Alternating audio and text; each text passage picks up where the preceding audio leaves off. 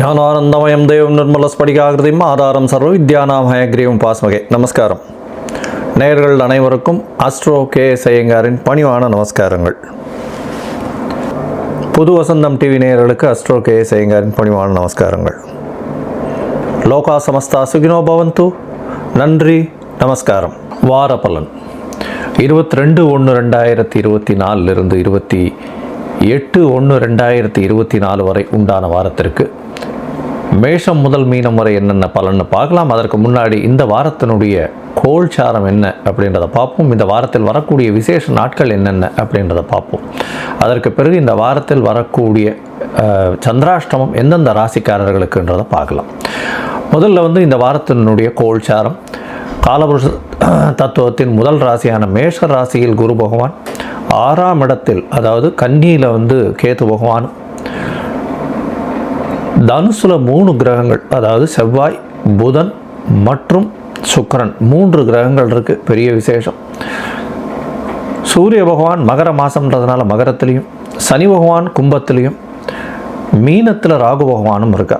இந்த வாரம் பார்த்தாலேனால் அதாவது 22ஆம் தேதியிலிருந்து 28ஆம் தேதி வரலும் சந்திர பகவான் அதிவேகமாக செல்லக்கூடிய கிரகம் அப்படின்னு சொல்கிறவர் ரிஷப ராசி அதாவது மிருகசீரிஷ நட்சத்திரத்திலிருந்து அவர் பூர நட்சத்திரம் வரலும் போகிறார், அதாவது சிம்ம ராசி வரலும் போகிறார். இது இந்த வாரத்தினுடைய கோல்சாரம். இந்த வாரத்தில் பார்த்தோம்னா கிரக மாளிகா யோகம்னு சொல்லக்கூடியது இருக்குது. என்ன அப்படின்னா 5 கட்டத்தில் கிரகங்கள் எல்லாமே இருக்குது பாருங்கள். அதாவது கேத்துவை தவிர மிச்சம் எல்லாமே 4-5 கட்டத்தில் கண்டினியூஸாக இருக்குது. நடுவில் எந்த ஒரு பிரச்சனைகளும் இல்லாமல், அதாவது எந்த கேப்பும் இல்லாமல் தனுசுலேருந்து பார்த்திங்கன்னா தனுசு, மகரம், கும்பம், மீனம், மேஷம் அந்த 5 கட்டங்களும் ஃபுல்லாக இருக்குது. இது கிரக மாளிகா யோகம்னு சொல்லக்கூடியது.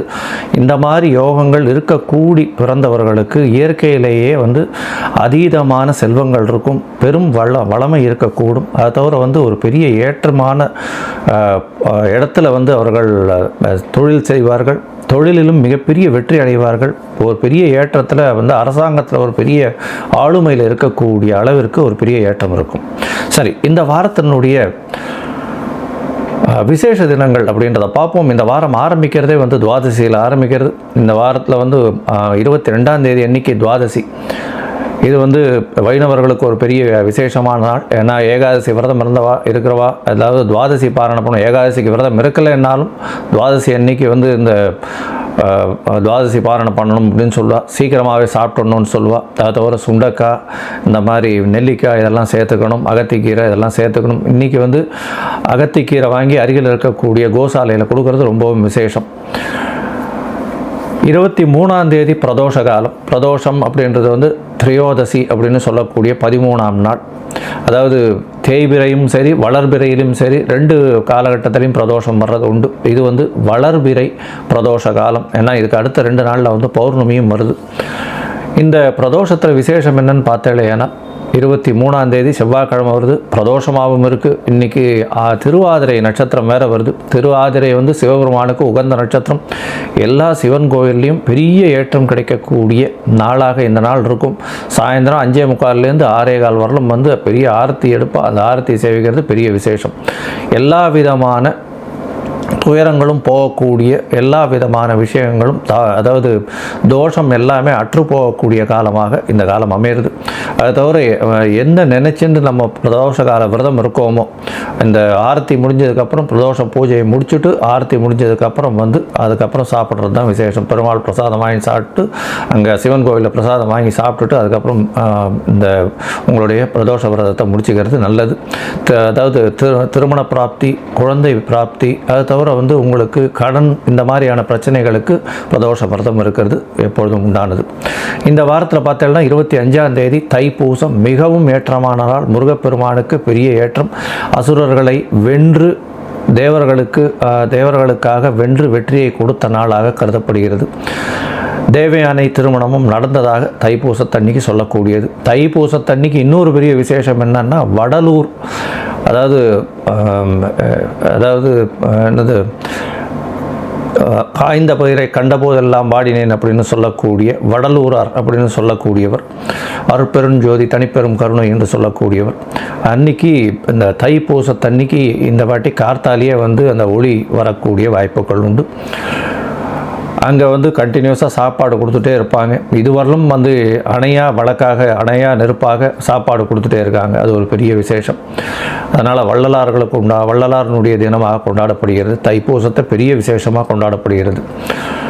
இந்த வாரத்தில் பார்த்தாலேயானால் வாஸ்து நாள் வருது 26ஆம் தேதி அன்னைக்கு. அது வந்து வெள்ளிக்கிழமை அன்னைக்கு 26ஆம் தேதி வாஸ்து நாள். வாஸ்து அப்படின்றது வந்து வாஸ்து புருஷன் கண் விழிக்கும் நாள் அப்படின்னு சொல்லக்கூடியது. இந்த மாதத்தில் வரக்கூடிய வாஸ்து நாள், தை மாதத்தில் வரக்கூடிய வாஸ்து நாள் இது. கிட்டத்தட்ட 1.5 மணி நேரம் இருக்கும். அதாவது என்ன சொல்கிறது, 1.5 மணி நேரத்தில் வந்து அதாவது ஒரு 90 நிமிஷத்தில் வந்து 18 நிமிஷமாக பிரிச்சுக்க வேண்டியிருக்கும். அவர் தூங்கி எழுந்து இது பண்ணக்கூடியது, முகம் கழுவி இந்த மாதிரியான பண்ண வேண்டியது, அதுக்கப்புறம் வந்து ஸ்நானம் பண்ணக்கூடியது ஒரு 18 நிமிஷம், பகவானுக்கு பூஜை பண்ணக்கூடியது ஒரு 18 நிமிஷம், அதற்கு பிறகு வந்து போஜனம் செய்கிறது ஒரு 18 நிமிஷம், தாம்பூலம் தரிப்பது ஒரு 18 நிமிஷம். அதனால் வந்து இந்த 18 நிமிஷம் கடைசி 18 நிமிஷம், அதாவது 36 நிமிஷமாக இருக்கக்கூடிய நேரத்தில் இந்த இது வந்து அடிக்கோல் போடுறது, அதை தவிர வந்து வீட்டு வாசற்கால் வைக்கிறது, புதுசாக மனை இது பண்ணுறது. ஏன்னா இந்த வாட்டி வெள்ளிக்கிழமை வேறு வருது. மனை இது பண்ணுறது, புதுசாக ப்ராஜெக்ட் ஆரம்பிக்கிறது, இதெல்லாம் பண்ணும்பொழுது நல்ல ஒரு ஏற்றம் கிடைக்கும் என்ற ஒரு தங்கு தடையும் இன்றி நிச்சயமாக அந்த விஷயம் நிறைவேறும் அப்படின்றதையும் சொல்கிறேன். இந்த வாஸ்து புருஷன் கண்விழிக்கும் நாளில் எந்த ஒரு தோஷமும் கிடையாது. திதி வாரம் அதெல்லாம் எதுவும் பார்க்க தேவையில்லை. தோஷம் அற்ற நாளாக கருதப்படுகிறது. இந்த வாரத்தில் எந்தெந்த ராசிக்கு சந்திராஷ்டமம் அப்படின்னு பார்த்தாலேயானால் துலாம், விருச்சிகம், தனுசு, மகரம் இந்த 4 ராசிக்காரர்களுக்கும் சந்திராஷ்டம காலம் வருது. சந்திராஷ்டமம்னா உங்களுடைய ராசிக்கு 8ஆம் இடத்துல சந்திர பகவான் மறைந்திருக்கக்கூடிய காலத்தில் சந்திராஷ்டமம்னு சொல்கிறோம். அதனால் வந்து தவறான முடிவுகள் எடுக்கக்கூடும். கொஞ்சம் பொறுமையாக இருக்கிறது ரொம்பவும் நல்லது. வெளியூர் வெளிமாநில பிரயாணங்கள் போகாமல் இருக்கிறது நல்லது. ஒருவேளை போக வேண்டி இருந்ததுன்னா இந்த வாரம் துவாதசி வேறு வர்றதுனால அகத்திக்கீரை கட்டு அருகில் இருக்கக்கூடிய கோசாலையில் கொடுத்துட்டு போகிறதன் மூலியமாக சந்திராஷ்டமத்தின் தாக்கம் குறையும். சரி, இந்த வாரம் மேஷம் முதல் மீனம் வரை எப்படி இருக்குன்றதை பார்ப்போம். அதுக்கு முன்னாடி என்னுடைய மொபைல் நம்பர் ஸ்க்ராலிங்கில் வருது. அந்த உங்களுக்கு அஸ்ட்ராலஜிக்கல் கன்சல்ட் தேவைப்பட்டதுன்னா எனக்கு ஃபோன் பண்ணுங்க. உங்களுக்கு அப்பாயின்மெண்ட் தரேன். உங்களுடைய date, time, place of birth அனுப்பிச்சிட்டிங்கன்னா சந்தி எதுவும் இல்லாமல், சந்திரன் அதாவது நட்சத்திர சந்தி, பாத சந்தி, லக்ன சந்தி இதெல்லாம் இல்லாமல் இருக்கான்றதை பார்த்துட்டு உங்களுக்கு வந்து என்னுடைய கட்டணம் என்னன்றதையும் தெரியப்படுத்துகிறேன்.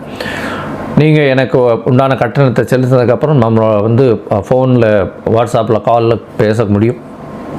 நம்ம பேசுவோம். உங்களுடைய பிரச்சனைகள் என்னன்றதை வந்து இன்றைய கோல்சார பிரகாரமும் தசாபுக்தி அந்தரம் சூக்ஷ்மம் பிரகாரமும் எந்த அளவுக்கு எளிய பரிகாரம் சொல்ல முடியுன்றதை பண்ணி உங்களுடைய பிரச்சனைகளை தீர்க்கப்படுறேன். சரி, இப்பொழுது மேஷம் முதல் மீனம் வரை 22/1/2024 28/1/2024 வரை உண்டான நாட்களுக்கு எப்படி இருக்குன்னு பார்ப்போம். துலாம், சித்திரை, சுவாதி, விசாகம் இந்த 3 நட்சத்திரம் 9 பாதங்களை கொண்ட ராசி. ராசியின் அதிபதி அப்படின்னு சொல்லக்கூடிய ஒரு சுக்கிர பகவான் ராசிக்கு 3ஆம் இடத்துல இருக்கிறது விசேஷம். குரு பகவானால் பார்க்கப்படுறது அதோட விசேஷம். ஏன்னா துலா ராசிக்காரர்களுக்கு பார்த்தாலேனால் உங்களுடைய ராசிக்கு மிகப்பெரிய யோகமான நாட்கள் வந்துருச்சு. உங்களுடைய ராசிக்கு 5ஆம் இடத்துல சனி பகவானும், 6ஆம் இடத்துல வந்து ராகு பகவானும், குரு பகவான் சமசப்தமத்தில் இருக்கிறது பெரிய விசேஷம். ராசியின் அதிபதியையும் வந்து குரு பகவான் பார்க்கறதுனால திருமணத்திற்கு பார்த்து கொண்டிருப்பவர்களுக்கு கண்டிப்பாக திருமண பாக்கியம் நிச்சயமாக நடந்தேறும். ஏன்னா 7ஆம் இடத்துல இருக்கிற குரு பகவான் அவரே வந்து பரிவர்த்தனை யோகமும் அடைகிறார். சப்தமாதிபதி ஆட்சி பெற்று இருக்கக்கூடிய காலகட்டமாகவும் இருக்குது. குரு பகவானால் உங்களுடைய ராசிநாதன் பார்க்கக்கூடிய காலகட்டமாகவும் இருக்குது. கண்டிப்பாக உங்களுக்கு திருமண பாக்கியம் நிச்சயமாக திருமணத்திற்கு பார்த்து கொண்டு இருக்கக்கூடிய இளைஞர்களுக்கு திருமண பாக்கியம் ஏற்படக்கூடிய வாய்ப்புகள் நிச்சயமாக உண்டு. உங்களுடைய ராசிக்கு பார்த்தேடையானால் 6ஆம் இடத்தில் இருக்கக்கூடிய ராகு பகவானால் எந்த ஒரு எதிர்ப்பும் எதிரிகளும் அற்ற நிலை இருக்கும். புதிய வேலையில் பெரிய ஏற்றம் கிடைக்கும். வேலையில் பெரிய ஏற்றம், படிக்கக்கூடிய மாணவர்களுக்கு பெரிய ஏற்றம், தொழிலில் அபரிமிதமான ஏற்றம் இருக்கக்கூடிய காலகட்டம். புதிய வேலை கிடைக்கக்கூடிய காலகட்டமாக இந்த காலகட்டம் அமைகிறது. அதாவது வேலை வந்து இவ்வளோ நாளாக வேலைக்கு போட்டிருந்தவங்களுக்கெல்லாம் கிடைக்காம இருக்கும். இப்போ வந்து என்ன சம்பளம் எதிர்பார்க்குறாலோ அதற்கு மேலே சம்பளம் கிடைக்கக்கூடிய காலகட்டமாக இருக்குது. 3ஆம் இடத்துலையே வந்து ராசிநாதன் போய் இருக்கிறதுனால முயற்சிகள் அனைத்தும் வெற்றியடையக்கூடிய வாய்ப்பு உண்டு. செவ்வாய் பகவானும் சேர்ந்திருக்கார், புத பகவானும் சேர்ந்திருக்கிறதுனால வெளிநாட்டுக்கு போகணும்னு பார்த்துட்டு இருக்கிறவர்களுக்கெல்லாம் கண்டிப்பாக வெளிநாட்டு யோகம் வந்தாச்சு. உங்களுடைய ராசிக்கு பார்த்தேடையானால் அதிவேகமாக செல்லக்கூடிய சந்திர பகவான், அதாவது உங்களுடைய ராசியின் 10ஆம் அதிபதி உங்களுடைய ராசிக்கு 8ஆம் இடத்துல சந்திர பகவான் இருக்கிறது. சந்திராஷ்டம காலம், அதாவது 22ஆம் தேதி சாயந்தரம் ஒரு 8 மணி வரலும் சாயந்தரம் ஒரு 6 மணி வரலும் சந்திராஷ்டம காலம். இந்த காலகட்டத்தில் புதுசாக யாருக்கும் அதாவது ஜாமீன் கையெழுத்து போடுறது, யாருக்கும் இது சொல்கிறது, தேவையில்லாத வார்த்தைகளை பேசுகிறது, இதெல்லாம் தவிர்க்கிறது ரொம்பவும் நல்லது. உங்களுடைய ராசிக்கு பார்த்தோன்னா 9ஆம் இடத்துல சந்திர பகவான் வரார். அது 22ஆம் தேதி சாயந்தரம் 6 மணியிலிருந்து 25ஆம் தேதி காலை ஒரு 2:30 மணி வரலும் இருக்கார். 9ஆம் இடத்துல சந்திர பகவான் இருக்கிறது பெரிய விசேஷம். இருந்தாலும் தொழிலில் பணம் அவ்வளோ சீக்கிரம் வராது. தொழில் அதிகமாக இருக்குமே தவிர, வேலை பளு அதிகமாக இருக்குமே தவிர பணம் வராத காலகட்டமாக இருக்கும் இந்த 2 நாளும். 25ஆம் தேதி கார்த்தால் ஒரு 2:30 மணியிலிருந்து 27ஆம் தேதி மதியம் வரலும் சந்திர பகவான் உங்களுடைய ராசிக்கு 10ஆம் இடத்துலேயே இருக்கார்.